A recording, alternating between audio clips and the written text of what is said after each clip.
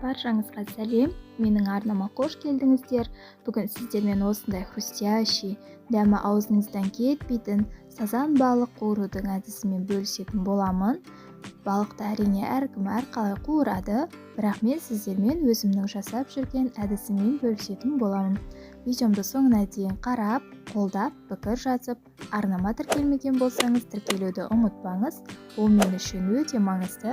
Ал ендеше бастайық. Мен алдымен бөлшектеп, жуып, тазалап алған балығымызды маринадтап алатын боламыз. Қосылған дәмдеуіштер тізімін описание бөлімінен қарасаңыздар болады, сонда толық жазып қалдырдым. Барлық дәмдеуіштерімізді салып, балығымыздың барлығына жететіндей етіп, жақсылап араластырып алатын боламыз. Араластырып алғаннан соң кемі 1 сағатқа қалдырсаңыздар болады. Мен 1 түнге қалдырдым.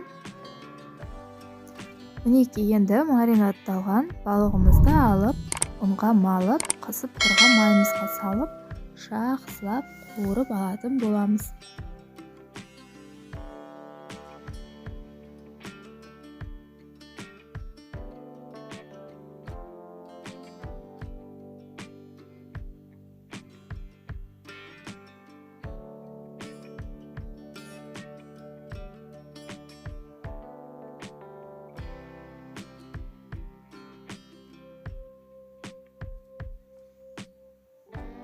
Осылай видеодағыдай қызарған кезде келесі бетіне ауыстырып, екінші жағында дәл солай болғанша қуырып алатын боламыз.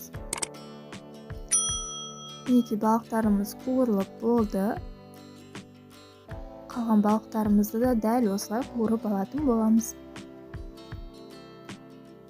Дайын балығымызды тәрелкеге салып, кез келген соуспен, пиязбен дастарханға ұсынсаңыздар болады. Міндетті түрде осы әдіспен жасап көріңіздер, ас болсын. Видеомды соңына дейін көргендеріңіз үшін рахмет. Сіздермен болған Ариана.